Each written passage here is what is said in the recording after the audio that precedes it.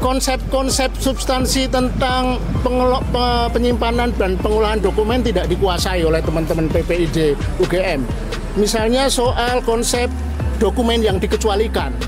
Tadi di persidangan kelihatan sekali tergagap-gagap untuk merespon pertanyaan-pertanyaan majelis tentang uji konsekuensi dan lain-lain. Jadi menunjukkan tidak siap. Bahkan tadi ada pertanyaan, loh, apakah sudah pernah mengikuti sosialisasi? Nah, itu kan pertanyaan yang sangat mendasar. Kemudian yang keempat, yang juga sangat fenomenal, kami tadi tunjukkan bahwa UGM telah memblackout berapa belas halaman berita acara dari kepolisian yang diberikan ke UGM, yang diserahkan ke kami. Jadi bukannya membuka informasi tapi malah menutup. Jadi hampir semua isi berita acara dari kepolisian itu di blackout, dihitamkan belasan halaman. Nah, untuk KPU pusat tadi menurut kami relatif siap, relatif ya. Jadi dan juga kooperatif. Satu pengecualian bahwa mereka mengakui banyak dokumen-dokumen yang kami minta itu masih terserak, di mana penyimpanannya masih agak kacau. Jadi mereka janji akan mencari di mana, apakah di bunker di mana, itu yang benar. Nah, untuk KPU Jakarta juga kooperatif, dia menyampaikan bahwa mereka harus konsolidasi dengan KPU pusat menyangkut bagaimana pembagian tugas dalam penyediaan informasi ini, koordinasi antara KPU di daerah. Nah, itu yang menjadi bagusnya mereka menjadi lesson learn ya. Mereka harus belajar lagi bagaimana mengkoordinasikan pengelolaan dan pengolahan dan penyediaan komunikasi dan informasi. Nah, untuk KPU Solo ini 11-12 dan UGM banyak sekali catatan kekacauan. Misalnya yang paling fatal adalah mereka baru merespon surat kami sebulan setelah kami ajukan. Itu ditegur tadi oleh majelis hakim karena kok bisa merespon surat sampai perlu waktu sebulan. Kemudian yang paling fatal, dan ini menjadi catatan penting bagi seluruh pengelola PPID, adalah KPU Solo telah memusnahkan, menghancurkan sejumlah dokumen, dan ini termasuk dokumen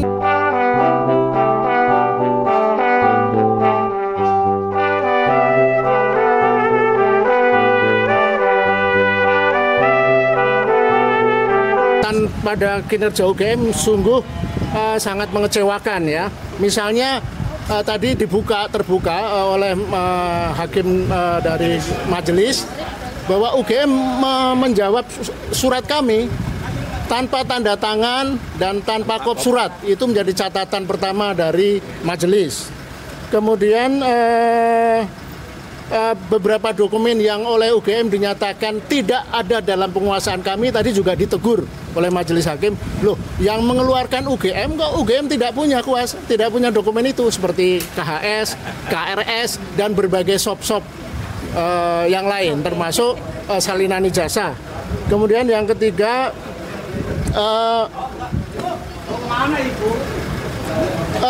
konsep substansi tentang penyimpanan dan pengolahan dokumen tidak dikuasai oleh teman-teman PPID UGM. Misalnya soal konsep dokumen yang dikecualikan. Tadi di persidangan kelihatan sekali tergagap-gagap untuk merespon pertanyaan-pertanyaan majelis tentang uji konsekuensi dan lain-lain. Jadi menunjukkan tidak siap. Bahkan tadi ada pertanyaan, loh, apakah sudah pernah mengikuti sosialisasi? Nah, itu kan pertanyaan yang sangat mendasar. Kemudian yang keempat, yang juga sangat fenomenal, kami tadi tunjukkan bahwa UGM telah memblackout berapa belas halaman berita acara dari kepolisian yang diberikan ke UGM, yang diserahkan ke kami. Jadi bukannya membuka informasi tapi malah menutup. Jadi hampir semua isi berita acara dari kepolisian itu di blackout, dihitamkan belasan halaman. Nah, untuk KPU pusat tadi menurut kami relatif siap, relatif ya. Jadi dan juga kooperatif. Satu pengecualian bahwa mereka mengakui banyak dokumen-dokumen yang kami minta itu masih terserak, di mana penyimpanannya masih agak kacau. Jadi mereka janji akan mencari di mana, apakah di bunker di mana, itu yang benar. Nah, untuk KPU Jakarta juga kooperatif, dia menyampaikan bahwa mereka harus konsolidasi dengan KPU pusat menyangkut bagaimana pembagian tugas dalam penyediaan informasi ini, koordinasi antara KPU di daerah. Nah, itu yang menjadi bagusnya mereka menjadi lesson learn ya. Mereka harus belajar lagi bagaimana mengkoordinasikan pengelolaan dan pengolahan dan penyediaan dokumentasi dan informasi. Nah, untuk KPU Solo ini 11-12 dengan UGM banyak sekali catatan kekacauan. Misalnya yang paling fatal adalah mereka baru merespon surat kami sebulan setelah kami ajukan. Itu ditegur tadi oleh Majelis Hakim karena kok bisa merespon surat sampai perlu waktu sebulan. Kemudian yang paling fatal dan ini menjadi catatan penting bagi seluruh pengelola PPID adalah KPU Solo telah memusnahkan, menghancurkan sejumlah dokumen dan ini termasuk dokumen salinan ijazah Jokowi sudah dihancurkan. Tadi dipertanyakan loh. Dan pemusnahan itu tidak ada berita acaranya. Calonannya juga tidak jelas aturan resistensi minimal 5 tahun, tapi di sana baru setahun sudah dimusnahkan. Nah, pertanyaannya kita tidak tahu sejauh ini kapan itu dimusnahkan. Apakah baru-baru ini? Apakah dalam rangka untuk cover up, menutup, atau dimusnahkan sudah belasan tahun lalu? Nah, ini yang menarik dari KPU Solo sendiri tidak bisa menjawab itu karena yang bersangkutan yang datang tadi bahkan yang paling lucu bilang gini, saya tahu informasinya itu dimusnahkan tapi kami tidak tahu detailnya, berita acaranya dan sebagainya.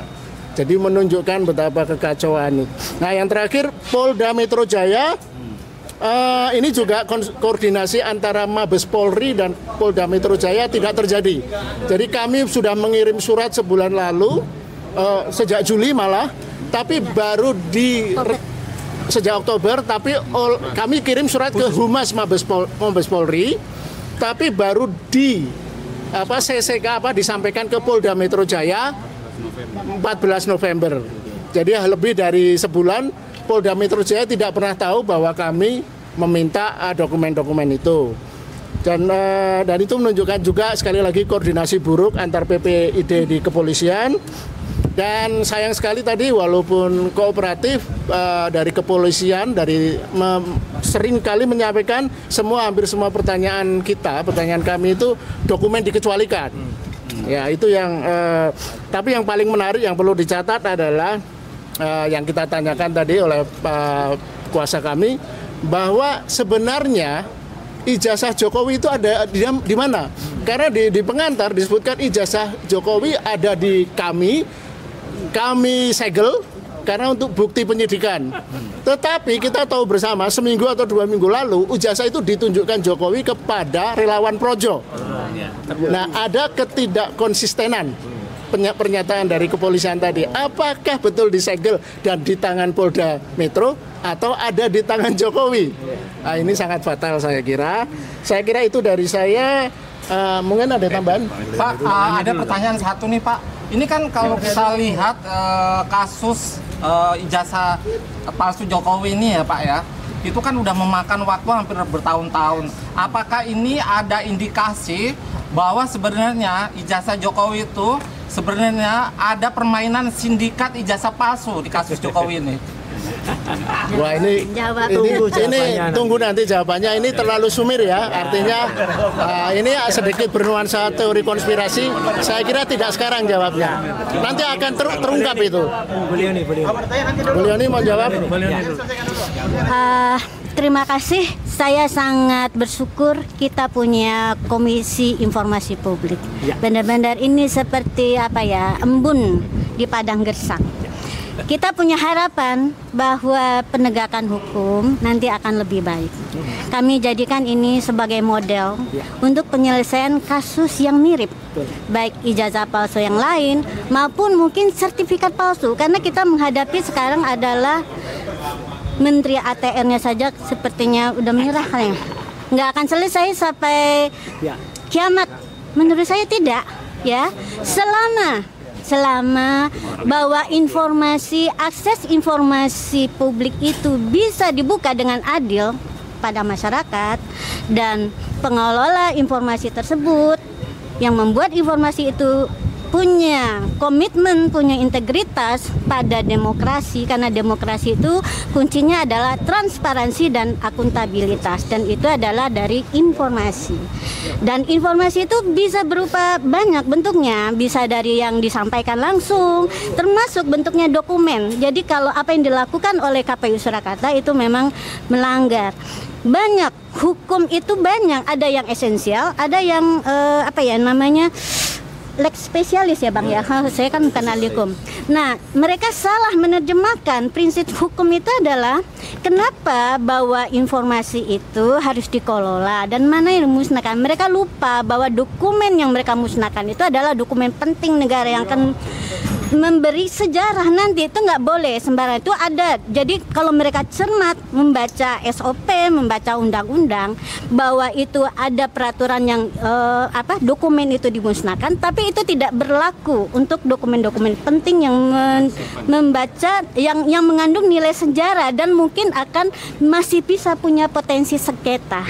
Itu dari saya. Saya terima kasih kembali lagi kepada Komisioner Informasi Publik yang tadi sangat bagus memimpin perjalanan dan sangat adil dan terbuka kepada semua. Saya tambah satu hal, jadi nanti kalau ada pengadilan menyangkut ijazah, maka yang sah adalah pengadilan di KIP ini. Pengadilan yang lain pasti nggak sah. Betul nggak Pak pengacara? Ya.